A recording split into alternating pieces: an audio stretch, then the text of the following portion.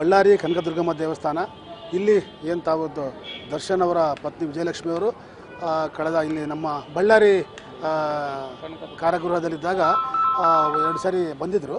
ಒಂದು ಸಾರಿ ಅವರೊಬ್ಬರೇ ಬಂದಿದ್ದರು, ಇನ್ನೊಂದು ಸಾರಿ ಅವರು ಮತ್ತು ಅವ್ರ ಹೆಣ್ಮಕ್ಳು ಬೇರೆ ಯಾರು ಬಂದು ಪೂಜೆ ಮಾಡಿಸ್ಕೊಂಡು ಹಣ್ಣು ಕಾಯಿ ಹೂವು ಅರ್ಚನೆನ ಸಾಮಾನ್ಯವಾಗಿ ಮಾಡ್ತಾರೆ. ಇಲ್ಲಿ ಅವರು ಬಂದು ಪೂಜೆ ಮಾಡಿಸ್ಕೊಂಡು ಅವ್ರ ಹೆಸರಲ್ಲೇ ಅರ್ಚನೆ ಮಾಡಿಸ್ಕೊಂಡು ಹೋಗಿದ್ರು ಅವರು. ಸೊ ಮತ್ತೆ ಅವತ್ತು ನಮ್ಮ ಇವರಿಗೆ ಇನ್ನೊಂದು ಸಾರಿ ನಾನು ಬರ್ತೀನಿ ಆದಷ್ಟು ಬಂದು ಅರಿಕೆ ಅಂತ ಹೇಳಿದ್ರಂತೆ.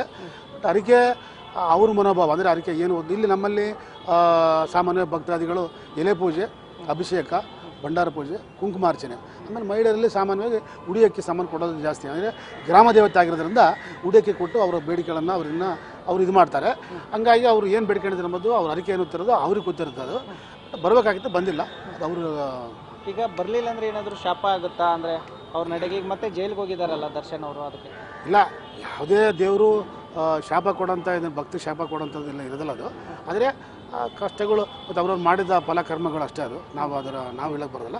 ಆದರೆ ಬಂದು ಹೋದರೆ ಒಳ್ಳೆಯದಾಗುತ್ತೆ ಅಂಬೋದು ನಮ್ಮ ಇಷ್ಟು ಹೇಳಬೇಕು. ನಾವು ಬರ್ಬೋದು, ಬಂದು ಹೋಗ್ಬೋದು ಅಷ್ಟೇ. ಅವರು ಏನು ಪೂಜೆ ಹೇಳ್ತಾರೋ, ಯಾವ ಹರಕೆ ಹೋಗಿರ್ತಾರೋ ಅದನ್ನು ನಾವು ನೆರವೇರಿಸ್ಕೊಡೋ ಜವಾಬ್ದಾರಿ ನಮ್ದು ಇರ್ತದೆ ಆಚೆ. ಈಗ ಏನು ಹರಕೆ ತೀರಿಸಿದ್ರೆ ಮತ್ತೆ ಅವ್ರು ಒಳ್ಳೇದಾಗ್ಬೋದಾ ಸರ್? ಈಗ ಕನಕದುರ್ಗಮ್ಮದಲ್ಲಿ ಬಿಡುಗಡೆ ಆದ ದಿನವೂ ಬಂದಿದ್ದರು, ಅದಕ್ಕೆ ಜೈಲಿಗೆ ಬಂದಾಗೂ ಕೂಡ ಬಂದಿದ್ದರು.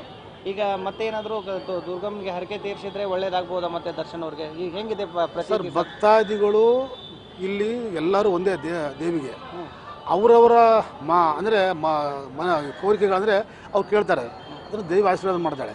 ಬಟ್ ಅವರು ಫಲಕರ್ಮಗಳು ಇವಾಗ ನಾವು ಏನು ಹೇಳ್ತೀವಿ, ಒಳ್ಳೇದಾಗಬೇಕಂತ ನಾವು ಬಗ್ಗಿಸ್ತೀವಿ ಎಲ್ಲರೂ. ಇಷ್ಟ ಅದು ಒಳ್ಳೇದಾಗಬೇಕಂತ ನಾವು ಒಳ್ಳೇದಾಗ್ಬೋದು ಅಂತ ನಮ್ಮ ಅನಿಸಿಕೆ ಸರ್.